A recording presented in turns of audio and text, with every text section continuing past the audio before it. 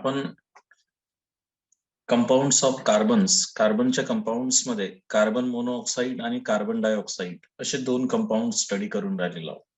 तर आज आपण कार्बन डायऑक्साईड कम्प्लीट त्याचं प्रिपरेशन्स, त्यांचे स्ट्रक्चर्स, त्यांच्या प्रॉपर्टीज आणि त्यांचे युजेस पाहणार आहोत आणि त्यानंतर काही 15 ऑब्जेक्टिव्ह सुद्धा क्वेश्चन्स आपण पाहणार आहोत, जसं आपण आपल्या रेग्युलर क्लासेसमध्ये पाहत होतो.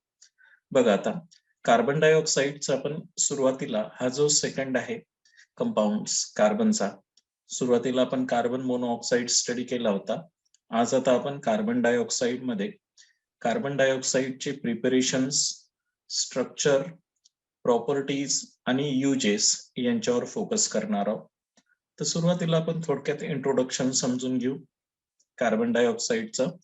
तर इंट्रोडक्शन्स मध्ये आपल्याला माहिती आहे की आपला जो ऍटमॉस्फिअर आहे, या ऍटमॉस्फिअर मध्ये जे कार्बन डायऑक्साईडचं प्रमाण आहे ते किती आहे? 0.303% by the volume of air in the atmosphere is consist of CO2 gas.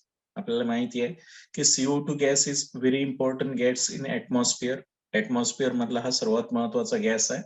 About 0.03% by the volume of the atmosphere is consist of carbon dioxide.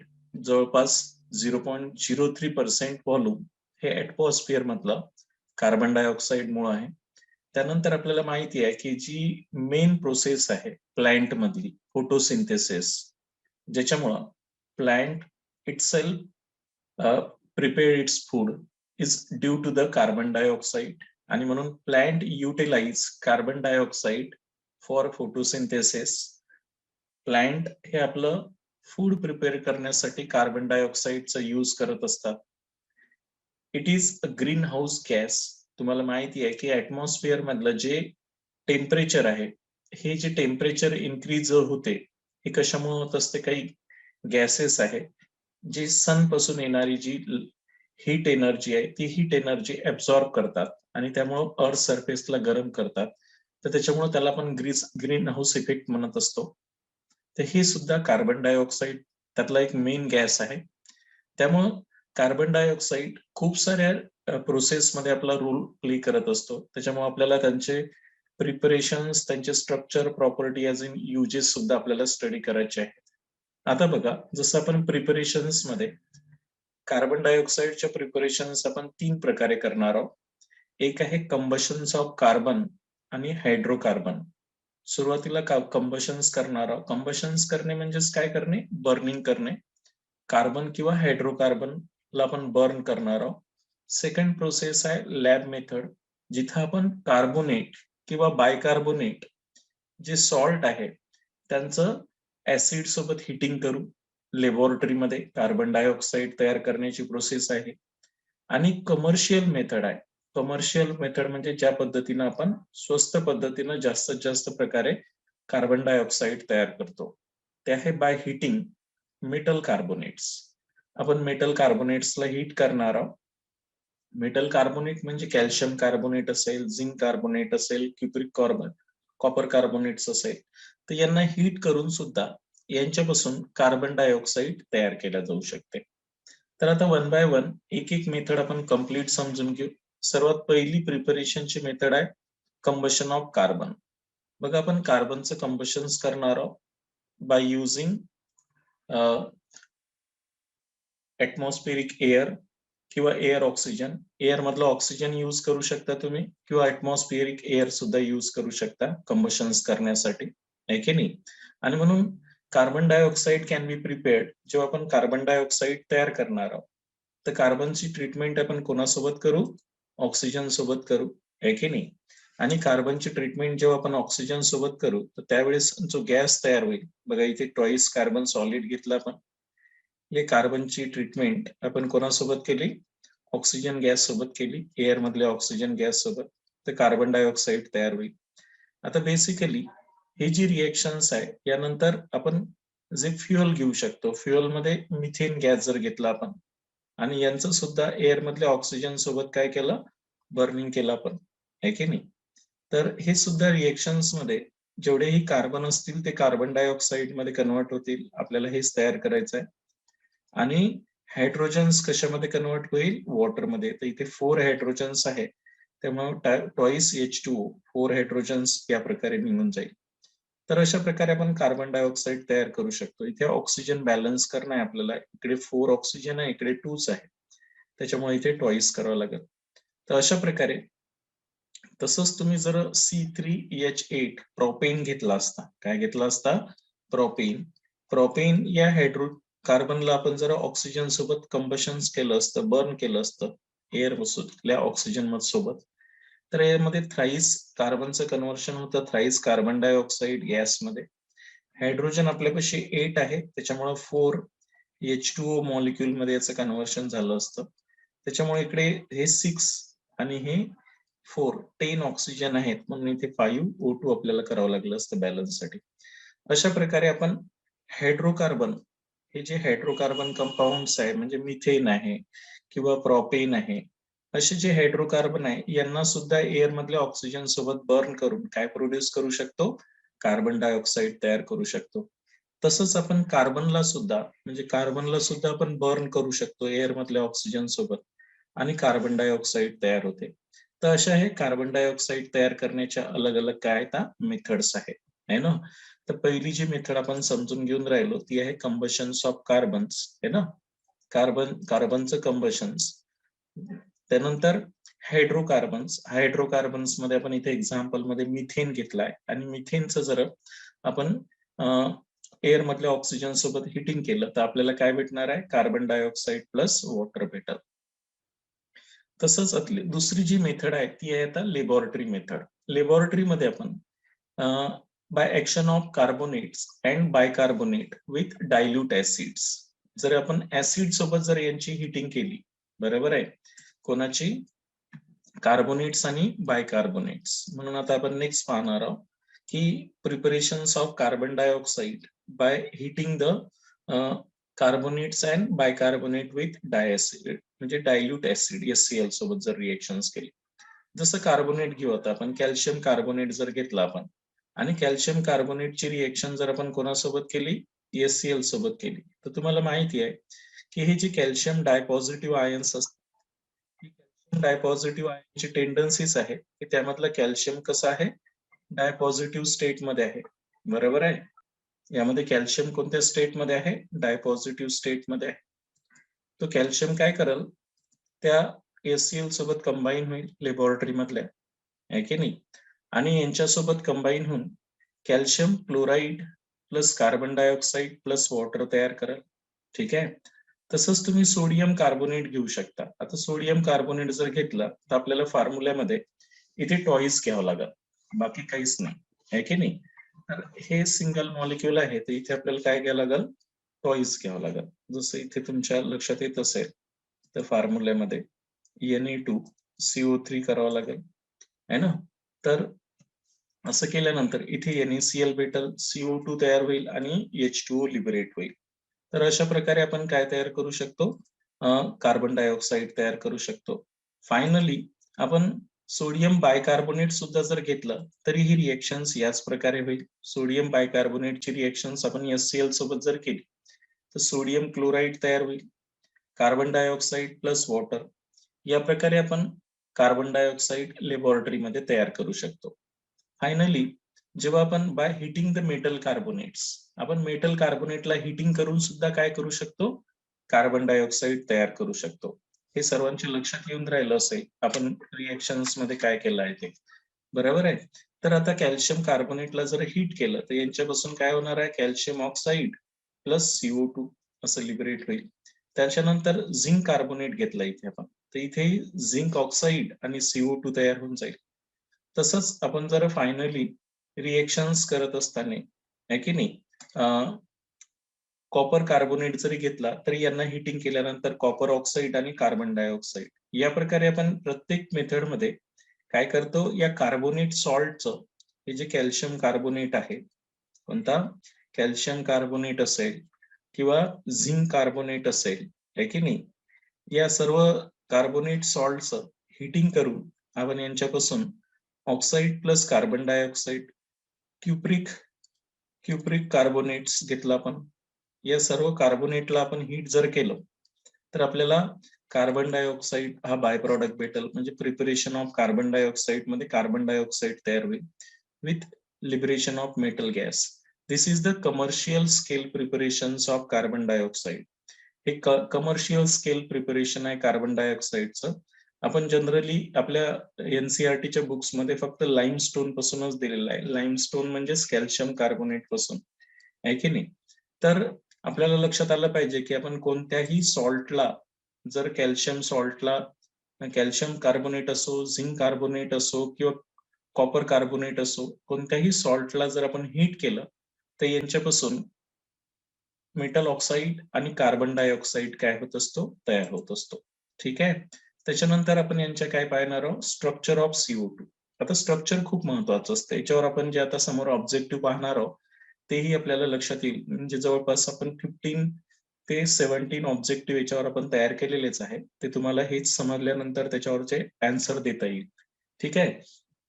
आता structure of carbon dioxide. Carbon डायऑक्साईडचं structure तयार सांगत असताना सर्वात पहिल्यांदा आपण काय सांगत असतो, यांचं हायब्रिडायझेशन सांगत असतो. काय सांगत असतो, हायब्रिडायझेशन. तर सेंट्रल कार्बन ॲटम जो आहे तर या कार्बन ॲटमचं हायब्रिडायझेशन काय राहणार आहे, sp हायब्रिडायझेशन असेल.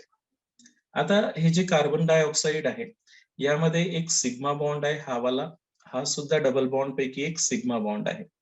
म्हणजेच याच्यातनी 2 सिग्मा बॉन्ड आहे, 2 सिग्मा बॉन्ड्स असतील, आहे की नाही. आणि हे सिग्मा बॉन्ड कसे तयार झालेले आहे, sp hybrid orbital of carbon overlap झालेली आहे कोणासोबत, p ऑर्बिटल्स ऑफ ऑक्सिजन. कोणासोबत, p orbital of oxygen atoms. त्यानंतर याच्यामध्ये 2 पाय बॉन्ड सुद्धा आहे. हा एक पाय बॉन्ड आहे आणि हा सुद्धा एक पाय बॉन्ड आहे. त्यामुळे 2 पाय बॉन्ड्स आहे. यावरही क्वेश्चन असते, आपल्याला लक्षात ठेवायचं आहे, समोर ऑब्जेक्टिव्ह मध्ये आहेच.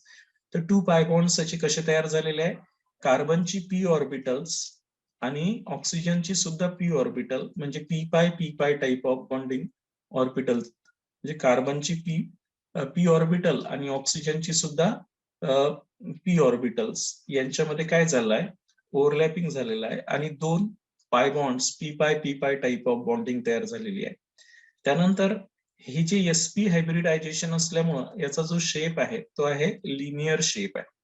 कसं राहणार आहे, लिनियर शेप असेल. ठीक आहे. आणि यांच्यामधला बॉन्ड अँगल जर विचारला असला आपल्याला तर बॉन्ड अँगल या CO2 मॉलिक्युल्स मध्ये 180 चा बॉन्ड अँगल राहील. त्यामुळं आपल्याला सर्वात पहिल्यांदा जे सेंट्रल कार्बन ॲटम आहे यांचं हायब्रिडायझेशन सांगायचं आहे, sp हायब्रिडायझेशन.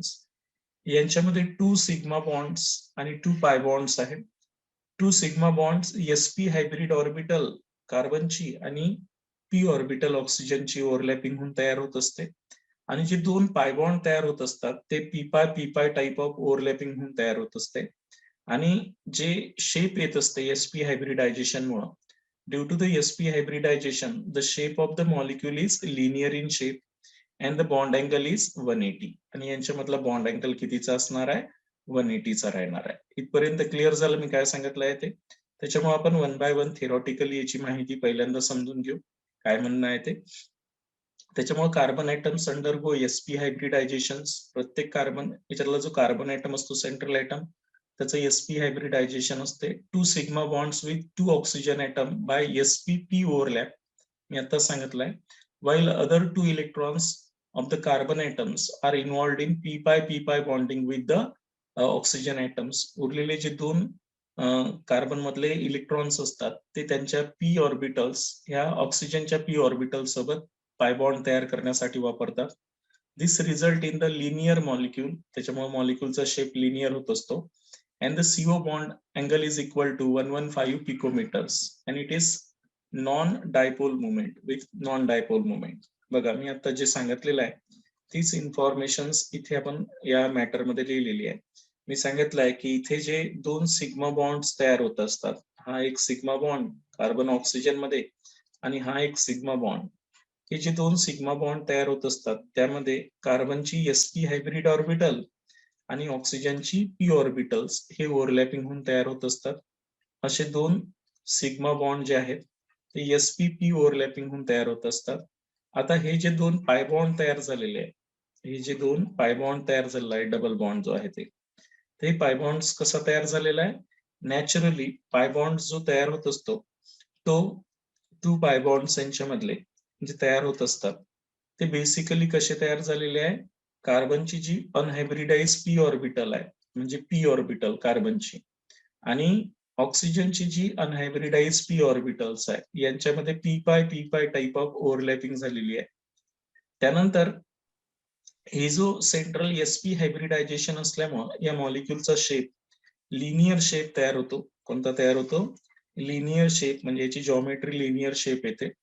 त्यानंतर यांच्यामधला सीओ बॉन्ड जो आहे तो जवळपास दोन्ही बॉन्ड अँगल सेम असल्यामुळे, बॉन्ड लेंथ सेम असल्यामुळे यांची ही बॉन्ड लेंथ 115 पिकोमीटर येते, कार्बन ऑक्सिजन, आणि ही carbon oxygen bond length 115 picometre येते. ते आपण त्यांच्या रेझोनेटिंग स्ट्रक्चरवरून क्लिअर करणार आहोत. आणि यांच्यामध्ये झिरो डायपोल मुवमेंट असते. काय असते? Zero dipole movement. Zero dipole movement असते कोणामध्ये? कार्बन डायऑक्साइड मध्ये. त्याच्यामुळे ही जी इन्फॉर्मेशन आहे हे डोक्यात आपल्याला ठेवायची आहे आणि समोर आपण क्लिअर करू याला. बरोबर आहे? इथपर्यंत सर्वांच्या लक्षात आलं असेल, है ना? त्यानंतर यांचं रेझोनेटिंग स्ट्रक्चर आहे. आता रेझोनेटिंग स्ट्रक्चर मध्ये यांचं स्ट्रक्चर मध्ये आता आपण पाहिलं की हा जो कार्बन आहे आपला सेंट्रल कार्बन ॲटम, याला दोन्ही साइडनं ऑक्सिजन आहे, 2 लोन पेअर इलेक्ट्रॉन्स ऑक्सिजनवर आहे आणि याही ऑक्सिजनवर 2 लोन पेअर आहे. आता हे 2 इलेक्ट्रॉन्स इथं आले तर हे 2 इलेक्ट्रॉन्स इथं ओपन होतील.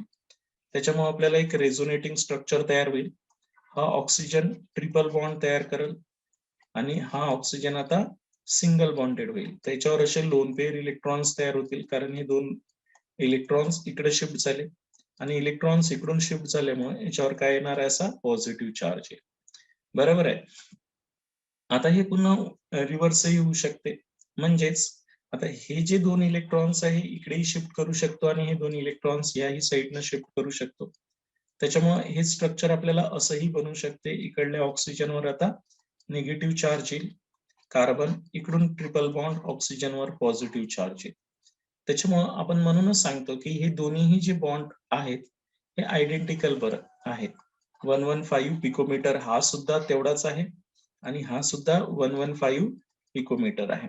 आणि म्हणून हे यांच्या रेझोनेटिंग स्ट्रक्चरवरून क्लिअर होते की both the CO bonds are identical in length. हे दोन्हीही सीओ बॉन्ड जे असतात हे सेम आयडेंटिकल लिंकचे असतात, दॅट इज 115 पिकोमीटर्स. यावरही आपला ऑब्जेक्टिव्ह राहील एक, तोही तुमच्या लक्षात आला पाहिजे.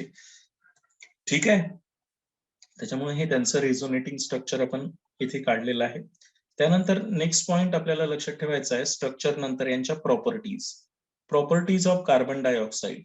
आता प्रॉपर्टीज ऑफ कार्बन डायऑक्साइड मध्ये it is colourless, odourless gas about 1.5 times heavier than the air. हा कलरलेस गॅस आहे, त्याच्यानंतर ओडरलेस गॅस आहे आणि 1.5 times heavier than the air आहे. It is moderately active and in non flammable. आता हे ज्वलनासाठी मदत नाही करत.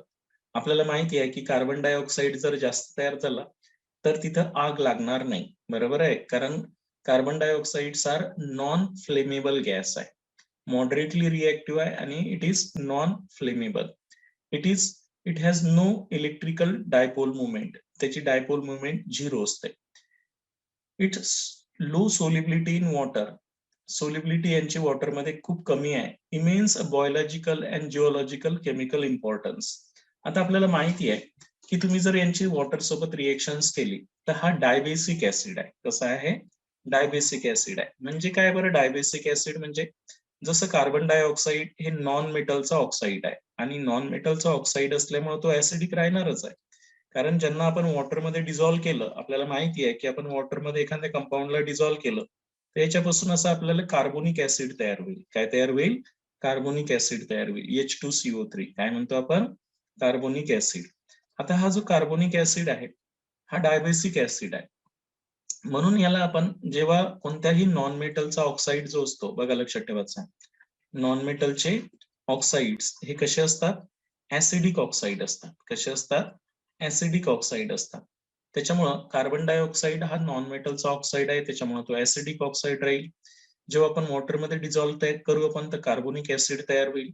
जे कार्बोनेटेड ड्रिंक्स आहे आपले, सॉफ्ट ड्रिंक ज्याला म्हणतो आपण, हे सॉफ्ट ड्रिंक्स आपण असेच बनवत असतो, आहे की नाही? की वॉटरमध्ये या कार्बन डायऑक्साईडची सोल्युबिलिटी कमी असते, पण हाय प्रेशरला आणि लो टेम्परेचरला हा जास्त डिझॉल्व्ह होईल आणि याच्यापासून सॉफ्ट ड्रिंक बनवल्या जात असते. तर आता हा जो कार्बोनिक ऍसिड आहे हा डायबेसिक ऍसिड आहे, म्हणजेच याचं जर आपण वॉटरमध्ये डिझॉल्व्ह केलं याला तर ही काय करेल, डिसोशिएट होऊन जाईल आणि डिसोशिएट होऊन काय तयार करेल, HCO3 negative plus H3O positive म्हणा, वॉटर जर घेतलं असतं आपण इथे लिक्विड तर H3O पॉझिटिव्ह तयार करेल. पुन्हा हा जो HCO3 निगेटिव्ह आहे हा सुद्धा वॉटरमध्ये पुन्हा डिसोशिएट होईल स्लाइटली आणि याच्यापासून CO3 डाय निगेटिव्ह आणि प्लस H3O पॉझिटिव्ह तयार होईल. H3O पॉझिटिव्ह म्हणजेच H पॉझिटिव्ह, लक्ष ठेवा. H3O पॉझिटिव्ह म्हणजेच H पॉझिटिव्ह. त्याच्यामुळे हा वीक ऍसिड आहे. काय? वीकली डायबेसिक ऍसिड आहे. डायबेसिक ऍसिड म्हणजे 2 H पॉझिटिव्ह देऊ शकतो हा आणि म्हणून आपण याला काय म्हणतो, डायबेसिक ऍसिड म्हणत असतो. क्लिअर झालं मी काय म्हटलं आहे ते? तर त्याच्यामुळं हे जो ऍसिड आहे हा बफर म्हणून यूज होत असते आपल्या ब्लड मध्ये. काय म्हणून यूज होत असते? बफर सोल्युशन्स म्हणून हा सर्वात महत्वाचा प्ले करत असतो रोल. H2CO3 आणि SCO3 निगेटिव्ह. बफर म्हणजे काय असते माहिती आहे का? आपलं जे ब्लड असते या ब्लडचा पीएच एक्झॅक्टली किती असतो माहिती आहे का? 7.2 टू 7.4 या रेंज मध्ये आपल्या ब्लडचा काय असतो? पीएच असतो. आता हे जर पीएच चेंज झाला तर आपल्या बॉडीमध्ये खूप सारे केमिकल चेंजेस होतील, म्हणजे जे आपल्या बॉडीमधल्या प्रोसेस आहे त्या इरेग्युलर होतील आणि त्याच्यामुळं आपल्या बॉडीचा जो पीएच आहे तो मेंटेन करण्यासाठी आपल्या बॉडीमध्ये केमिकल कंपाऊंड असते, त्याला आपण म्हणत असतो बफर सोल्युशन्स. तर हे जे ब्लड आहे आपल्या, त्या ब्लड मध्ये असा कार्बोनेट बफर असते which maintain the pH around 7.2 to 7.4 and that's regulate the biological chemical reactions in our body आणि त्याच्यामुळं आपण त्याला ऍसिडिक बफर म्हणत असतो. ठीक आहे, तर हा सुद्धा महत्वाचा रोल या कार्बोनिक ऍसिडचा आहे. त्याच्यामुळं सर्वात पहिल्यांदा तर आपल्या लक्षात आलं पाहिजे की आपण यांना रिएक्शन जर आपण यांची वॉटर सोबत जर केली तर बेसिकली वॉटरमध्ये हा डिझॉल्व्ह होतो आणि कार्बोनिक ऍसिड तयार करतो. त्याच्यामुळं हा वीकली डायबेसिक ऍसिड आहे आणि म्हणून आपण यांची 2 स्टेप मध्ये डायबेसिक ऍसिडची रिएक्शन दाखवलेली आहे. H2CO3 हा जो ऍसिड आहे डायबेसिक ऍसिड, आपल्याला माहिती आहे की वॉटरमध्ये जर कार्बन डायऑक्साईड डिझॉल्व्ह झाला तर हा ऍसिडिक ऑक्साईड आहे. तर हा H2CO3 कार्बोनिक ऍसिड तयार करेल, पण हा कार्बोनिक ऍसिड हा वीकली डायबेसिक ऍसिड आहे की नाही? आणि हा 2 स्टेप मध्ये डिसोशिएट होईल. पहिल्या स्टेप मध्ये SCO3 negative plus H3O positive तयार करेल. दुसऱ्या स्टेप मध्ये H3O निगेटिव्ह कन्वर्ट होईल CO3 डायनिगेटिव्ह आणि H3O पॉझिटिव्ह तयार करेल. हे H3O पॉझिटिव्ह म्हणजेच काय म्हटलं मी? H positive. आणि म्हणून हे 2H पॉझिटिव्ह देतो, म्हणजे 2 मोल्स ऑफ बेसला तो न्यूट्रलाइज करू शकतो. 2 मोल बेसला तो न्यूट्रलाइज करू शकतो, म्हणून यांना आपण डायबेसिक ऍसिड असं म्हणत असतो. ठीक आहे, तर अशा प्रकारे तर हे वॉटरमध्ये कार्बोनिक ऍसिड तयार करते, हे तुमच्या लक्षात असलं पाहिजे. त्यानंतर आपण नेक्स्ट यांच्या प्रॉपर्टीमध्ये यांची इन्फॉर्मेशन सांगतो की नेक्स्ट प्रॉपर्टी आहे की हा जो आहे तो बफर म्हणून ऍक्ट होत असतो. आपल्या बॉडीमध्ये जे ब्लड आहे या ब्लडचा जो पीएच आहे एक्झॅक्टली आपल्या बॉडीचा पीएच, ब्लड मधला जो पीएच आहे बघा, लक्षात ठेवायचा आहे. आपलं जे ब्लड असते त्या ब्लडचा पीएच असतो, कोणाच्याही बॉडीतलं ब्लड जर काढलं तर त्याचा पीएच एक्झॅक्टली किती भेटत असते? 7.262 7.42 या पीएच ला तो व्यक्ती नॉर्मल आहे असं आपण म्हणतो. त्याच्यामध्ये नॉर्मल त्याच्या बॉडीमधल्या केमिकल रिएक्शन्स म्हणजे प्रोसेसेस नॉर्मल असतात. जर पीएच मध्ये स्लाइटली जरी चेंज आला तरी आपल्या बॉडीमधल्या ज्या बायोलॉजिकल रिएक्शन असतात, म्हणजे आपल्या बॉडीमध्ये जेवढ्याही प्रोसेस चालतात ते इरेग्युलर होतात आणि त्याच्यामुळं हा जो आपण एखादा ऍसिडिक पदार्थ खाल्ला किंवा बेसिक केमिकल कंपाऊंड जर आपण इटिंग केला तर आपल्या बॉडीमधला जो ब्लडचा पीएच आहे तो चेंज होऊ देत नाही. आता हे चेंज का होऊ देत नाही? तर याच्यामध्ये एक केमिकल कंपाऊंड असतो आपल्या ब्लडमध्ये, त्याला आपण बफर सोल्युशन म्हणतो, which resist to change its pH. जो आपला स्वतःचा पीएच काय होऊ देत नाही? चेंज होऊ देत नाही. तर आपण इथे ऍसिडिक बफर असते आपल्या ब्लड मध्ये. कोणतं बफर असते? ऍसिडिक बफर असते. तर ते ऍसिडिक बफर कोणतं असते? H2CO3 प्लस सॉल्ट ऑफ कोणासोबतचा असते? बायकार्बोनेट, स्ट्रॉंग ऍसिड सोबतचा. तर हे जे आहे, तर ही बफर जे आहे आपल्या ब्लडचा पीएच 7.2 to 7.4 मेंटेन करायचं करते काम. तर त्याच्यामुळं दिस कार्बोनेट म्हणजे carbonic acid buffers are use to maintain the pH of our blood between 7.26 to 7.42. याच्यावरही सुद्धा आपल्याला ऑब्जेक्टिव्ह विचारू शकते, त्याच्यामुळे आपल्याला ही माहिती असणं आवश्यक आहे. आता in acidic nature it combines with, आता हा ऍसिडिक आहे, ज्या अर्थी तो ऍसिडिक आहे तर त्याचे जर आपण कोणासोबत रिएक्शन्स केली?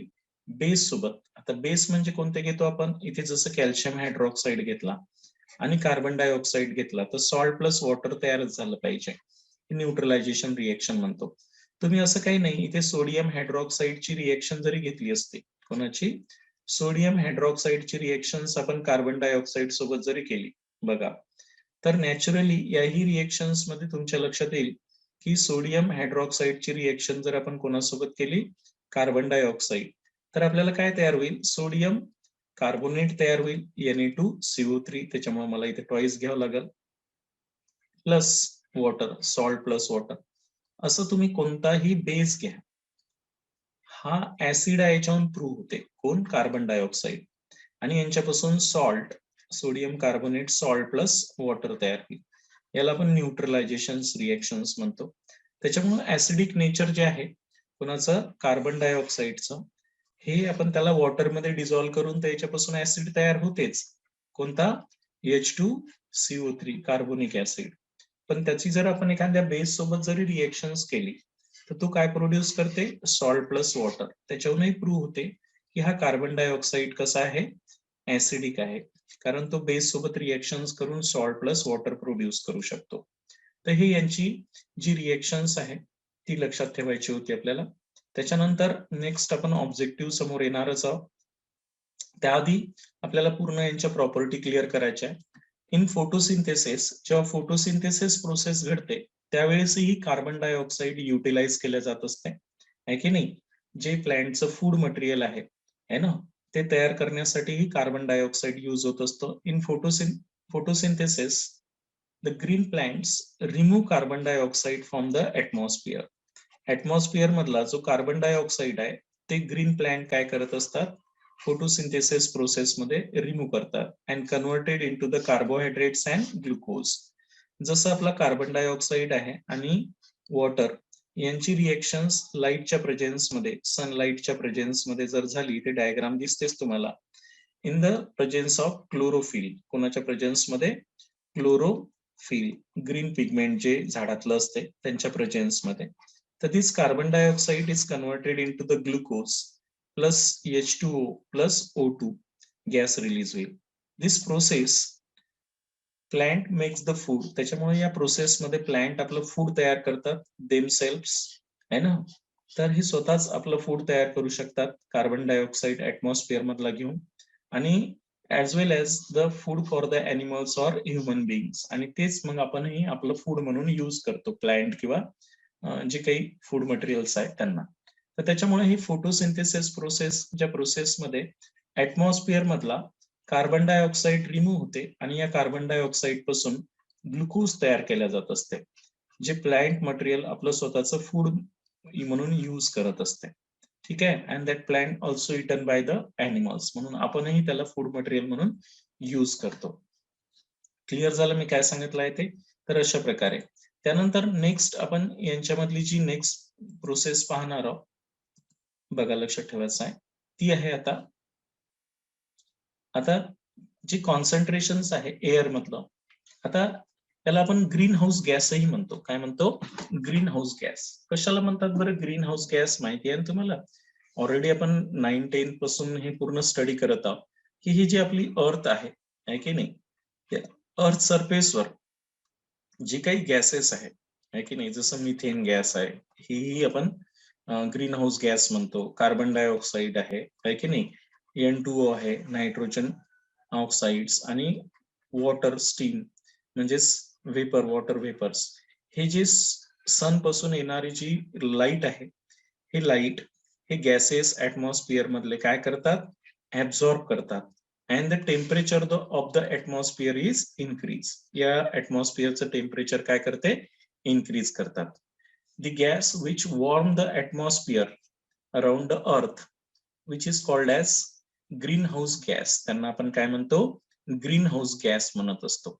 आणि that maintain the temperature of earth surface. जे आपल्या अर्थ सरफेसचं टेम्परेचर काय करते, मेंटेन ठेवते. आणि due to this the life is sustained. त्याच्यामुळे इथे लाईफ जे असते ते सस्टेन्ड होते. तर हे झालं, यालाच आपण ग्रीन हाऊस गॅसेस म्हणत असतो. त्याच्यामुळं which rises the temperature of the atmosphere and it might have a serious consequences. त्याच्यामुळे जर खूप जास्त वाढलं हे, तर आपण म्हणतो की हे ग्रीन हाऊस गॅसेस जर खूप वाढले तर त्याला आपण ग्लोबल वॉर्मिंग म्हणत असतो. काय म्हणत असतो, ग्लोबल वॉर्मिंग. त्याच्यामुळे याच्यावरही क्वेश्चन्स विचारण्याची शक्यता आहे. Recently this concept is very important. तुम्हाला माहिती आहे की नेचरमध्ये ग्लोबल वॉर्मिंग होत आहे असं आपण ऐकतो. Global warming means due to the increasing temperature on the earth surfaces, the icelands are melt. And due to this, the water level on the Earth's surface goes on increases. That effect is due to the increasing temperature on the Earth's surface.